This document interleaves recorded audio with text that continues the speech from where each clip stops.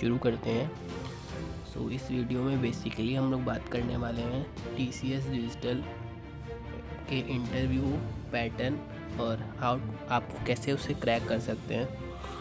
मेरे काफ़ी दोस्त TCS डिजिटल दे के अभी वो TCS में ही काम कर रहे हैं और काफ़ी मेरे दोस्त दिए जिनका अनफॉर्चुनेटली नहीं हुआ, तो उन्होंने क्या गलतियाँ की और जिनका हुआ उन्होंने क्या अलग किया उनसे जिनकी वजह से उनका हुआ, तो वो सब बातें हम लोग आज करने वाले हैं। तो बेसिकली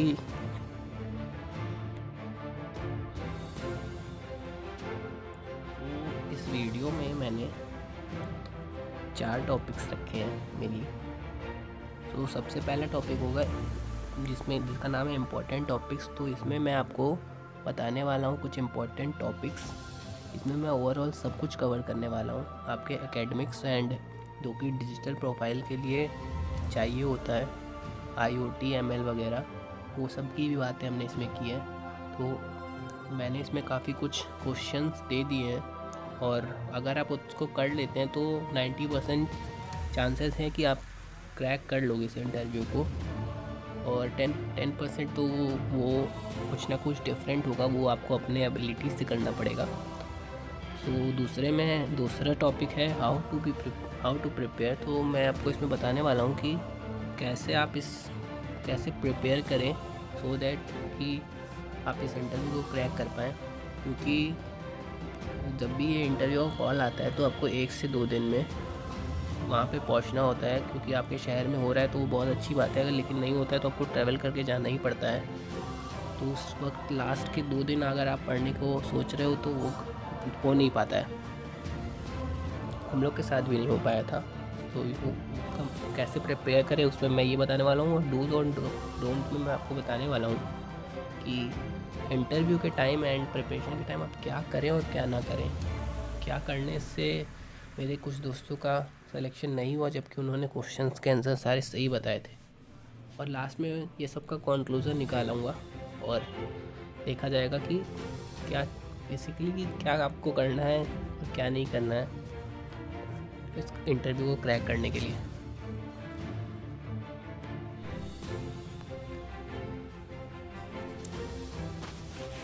मेन जो आपका हमेशा से होता है कि आपका इंटरव्यू किस तरीके से आप अपने इंटरव्यू को किस पाथ पे ले जाना चाहते हो। आपका इंटरव्यू बहुत ही ईजीली हो सकता है और या फिर एक होता है कि आपका इंटरव्यू बहुत हार्ड हो सकता है।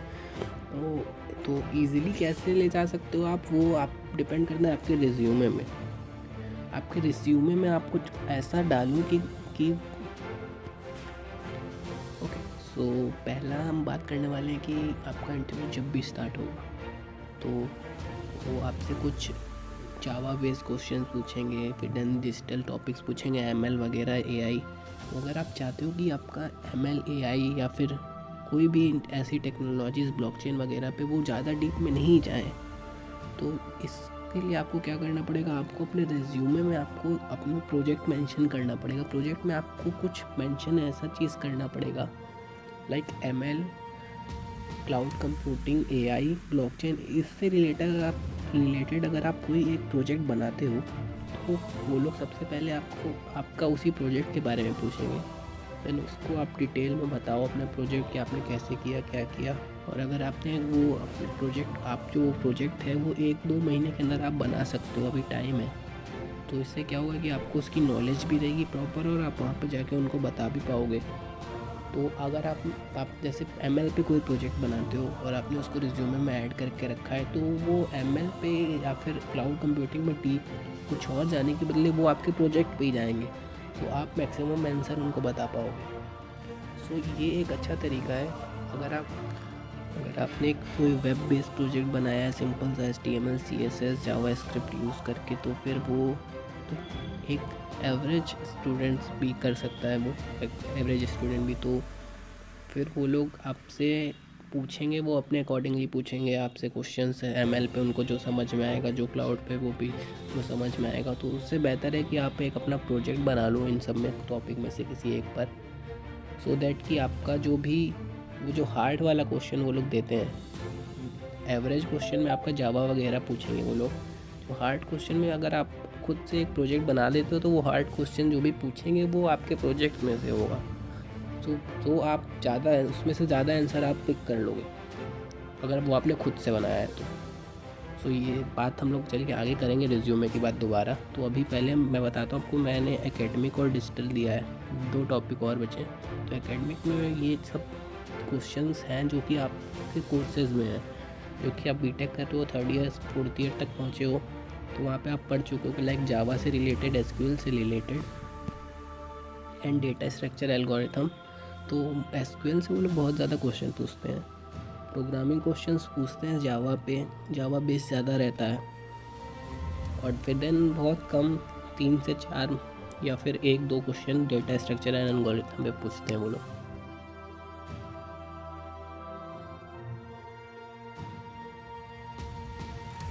तो बात करें अगर एसक्यूएल की, तो एसक्यूएल से मैंने जितने भी मेरे दोस्तों ने दिया मैंने सबसे पूछा, उन्होंने सबने शेयर किया था कि क्या क्या उन्होंने क्वेश्चंस पूछे गए थे उनसे।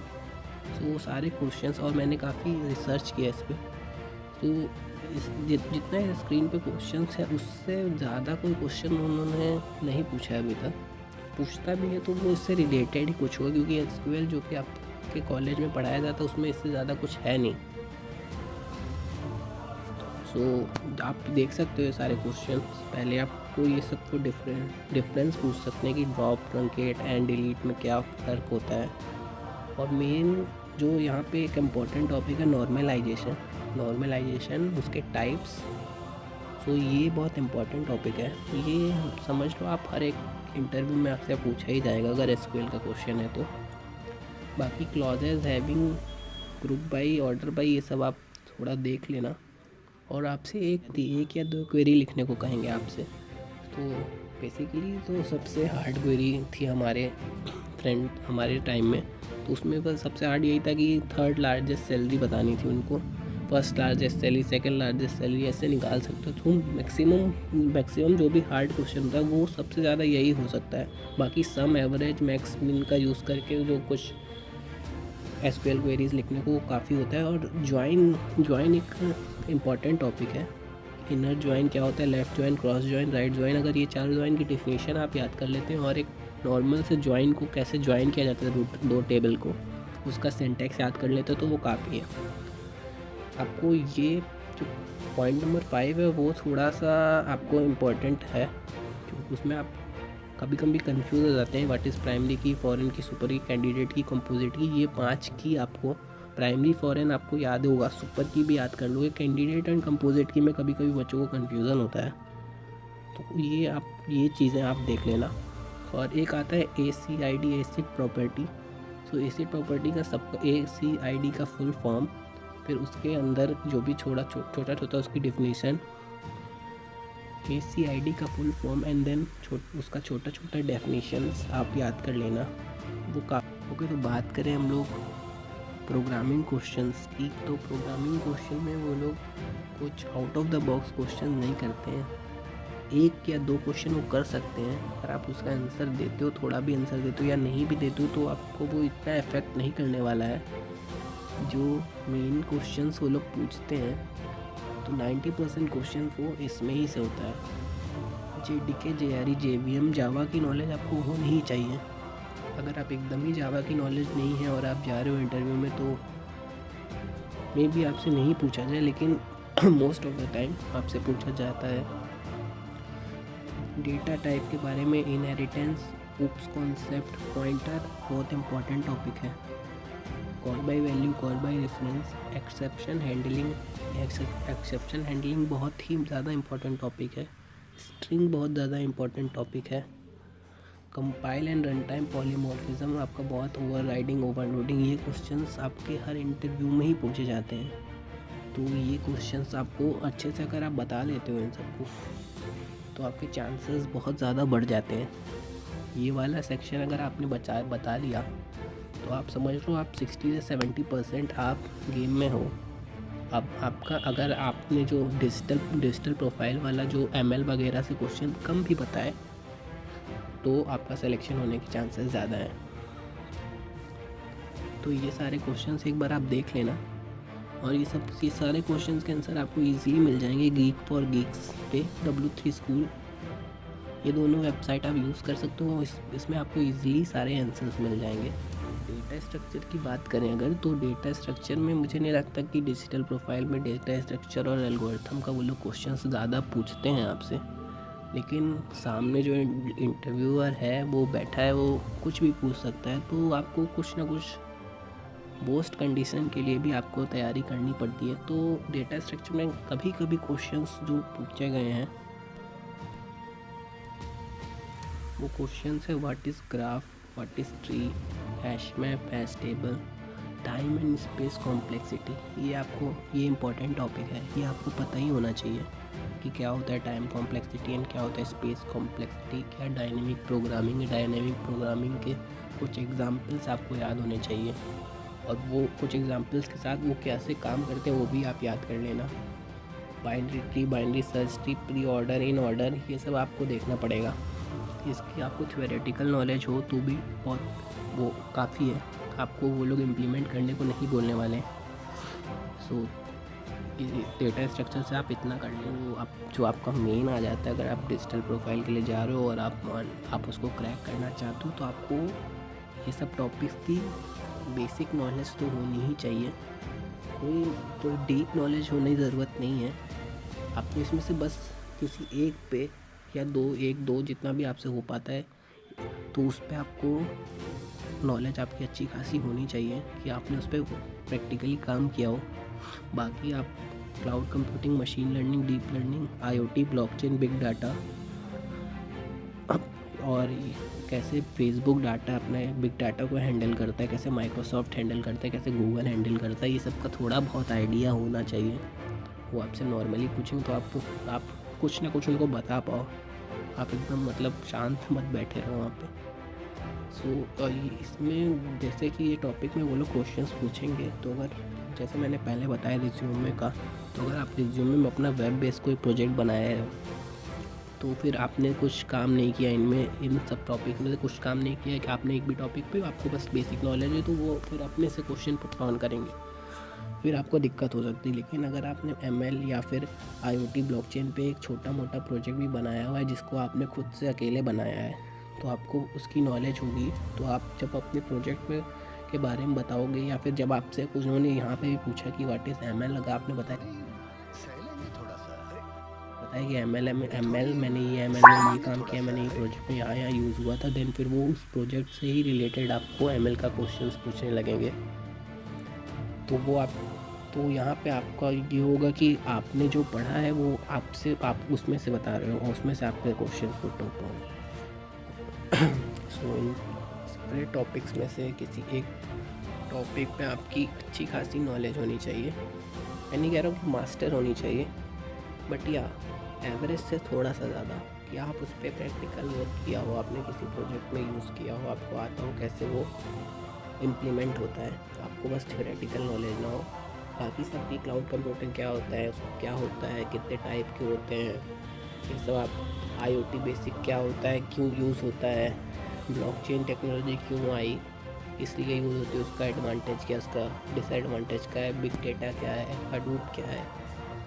आपको बस थ्योरेटिकल नॉलेज होनी चाहिए उसकी, जो कि आप एक बार पढ़ लोगे, आप नोट्स बनाओगे तो वो आपको आ जाएगा। ओके, सो कैसे प्रिपेयर करें, तो क्वेश्चन यहाँ पे आ रहा है ये कि हमें क्वेश्चंस मिल गए, हमें सॉल्यूशंस मिल जाएंगे, अब हमें से प्रिपेयर कैसे करें।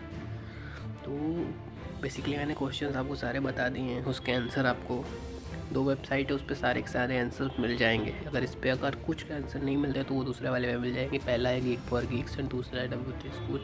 बहुत ही अच्छी वेबसाइट्स है ये सब, तो इस पर आपको सारे आंसर मिल जाएंगे मेरे ख्याल से। और अगर कोई आंसर नहीं मिलता और कहीं भी कोई डाउट होता है, तो आप मेरा ईमेल दिया हुआ है डिस्क्रिप्शन में, आप वहाँ पे मुझे मेल कर सकते हो।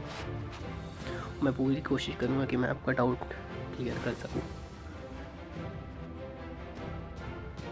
ओके, दैन फिर अगला है कि पॉइंट की प्रिपेयर कर रहे हो आप जब क्वेश्चन आए, आपके सामने क्वेश्चन आए, फिर आप सॉल्यूशन देखें, आपको लगेगा ये तो मुझे आता है, मैं डायरेक्टली इंटरव्यू के टाइम में ही बता दूंगा। बट एक प्रॉपर डिफिनीशन याद करने के लिए आपको उसके नोट्स बनाने पड़ेंगे, क्योंकि टेक्नोलॉजीज़ आ रही हैं, क्या हो रहा है आईटी वर्ल्ड में, वो सब थोड़ा बहुत पता होना चाहिए। और टीसीएस में क्या नया प्रोजेक्ट है या फिर क्या नया चीज़ आया है, उसमें किस तरह की टेक्नोलॉजी या किस तरह का शेयर उन्होंने ख़रीद रहे हैं, किस प्रोजेक्ट पे काम करने वाले हैं। अगर ऐसा कुछ नया आता है तो वो आप थोड़ा बहुत आपको नॉलेज हो तो काफ़ी है।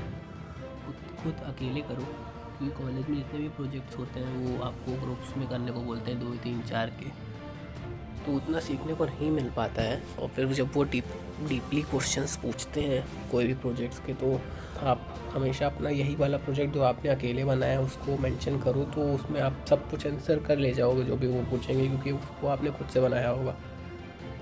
तो ये डिजिटल लैंग्वेज जैसे ML, ब्लॉकचेन, क्लाउड कंप्यूटिंग, ये सब पे, इमेज प्रोसेसिंग, ये सब में से किसी पे एक पे आप अपना प्रोजेक्ट खुद से बनाओ और फिर देन उसे आप खुद से बताओ उन्हें, देन वो उस पर बेस्ड आपसे लाइब्रेरी ML की क्या लाइब्रेरी आपने यूज़ की, कैसे क्या कोडिंग की, वो सब पूछेंगे। तो आप 90% तो आप बता के ले जाओगे कि हाँ मैंने, अगर आपने खुद से बनाया है तो डेफिनेटली। तो हम बात करने वाले क्या करना चाहिए और क्या नहीं, तो इसमें मैंने डूज एंड डोंट्स लिखे हैं। तो अब मैंने जैसे डिजिटल टेक्नोलॉजीज़ में मैंने 7 से 8 टेक्नोलॉजी बनाई, तो अब आप सोचोगे कि मैं सभी कर लेता हूँ तो मेरा सिलेक्शन पक्का हो जाएगा। तो ये आप ये गलती मत कीजिएगा, कि वो टेक्नोलॉजीज़ इतनी ईजी नहीं है कि आप वो सब कुछ एक बार में कर सकते हो। अच्छी बात यही है कि किसी एक को पकड़ो और उसके डीप में जाओ, उस पर एक प्रोजेक्ट बना डालो, तो जिससे आपको उसका प्रैक्टिकल नॉलेज भी हो जाएगी, थ्योरेटिकल नॉलेज भी हो जाएगी। तो ये बहुत अच्छा तरीका है। सबके चक्कर में मत पड़ो, सबका बेसिक इन्फॉर्मेशन लिखो, और आपको अगर तभी बहुत टाइम बच रहा है तो कुछ उठाओ और उन पे थोड़ा सा एवरेज, थोड़ा बेसिक से ज़्यादा ले लो कि उस पर क्या प्रोजेक्ट इंडिया में चल रहे हैं, कैसा काम होता है। लेकिन सब चीज़ पे मास्टर करने की ज़रूरत नहीं है, आप फंस जाओगे कहीं ना कहीं। जब भी आप इंटरव्यू दे रहे हो तब मेन चीज़ आपका क्या है कि सामने से उसने पहला क्वेश्चन पूछा, दूसरा क्वेश्चन, कभी भी कोई क्वेश्चन पूछा जो आपको नहीं आता है, आपने कभी सुना ही नहीं उसका नाम, तो आप उसको ईज़िली बोलो कि सर ये मैंने नहीं सुना है मे बी, या फिर मेरे माइंड में अभी इस वक्त नहीं आ रहा है। तो हमेशा कामली आंसर दो और पोलाइट दो। ये नहीं कि अगर वो ने कोई आंसर दिया और उसने बोला कि नहीं ये आंसर गलत है और आप बोल रहे हो कि आंसर सही है। कभी कभी वो लोग जान के भी करते हैं कि आप अपने पॉइंट पे टिके रहोगे कि नहीं, तो आपको अपने पॉइंट पे टिके रहना है, लेकिन एक मैनर में, एक पोलाइट मैनर में। यस सर, आप हो सकता है आप भी सही बोल रहे हो, लेकिन जितना मैंने पढ़ा है मेरे अकॉर्डिंग यही आंसर होगा और मेरे को लगता है यही आंसर होगा। तो जब भी आपका इंटरव्यू का कॉल आ जाता है तो आपने जो भी नोट्स बनाए हैं उसको प्रिपेयर किया हुआ है, तो आप उसे 1 से 2 बार रिवाइज़ कर लो अपने घर से निकलने से पहले ही। तो है ना, आप इंटरव्यू देने जा रहे हो तो जब भी आपको टाइम मिले तो उसे आप देखते रहो, क्योंकि आपके नोट्स से तो आपको 5 मिनट भी देखोगे नहीं, आपका पूरा वो रिवाइज़ हो जाएगा। और हमेशा ऐसा, आप इंटरव्यू के टाइम में जब भी आप इंटरव्यू, तो आप हमेशा एक्साइटेड रहो नई टेक्नोलॉजीज़ के लिए। लाइक कुछ क्वेश्चन उन्होंने पूछे कि हमारे टीसीएस में ये चीज़ें नहीं हो रही हैं, तो आप हमेशा एक्साइटमेंट दिखाओ कि हाँ सर मैं ये भी लर्न करना चाहता हूँ, मैं इसके बारे में और जानना चाहता हूँ। आपको कोई चीज़ उन्होंने बोली जो आपको नहीं सुनी है, देखा भी आपने, तो बोलो कि यस सर मैं इस पर रिसर्च करूँगा, ये डेफिनेटली मुझे ये अच्छी पसंद आ रही है, मुझे एक्साइटेड हूँ मैं इसके लिए।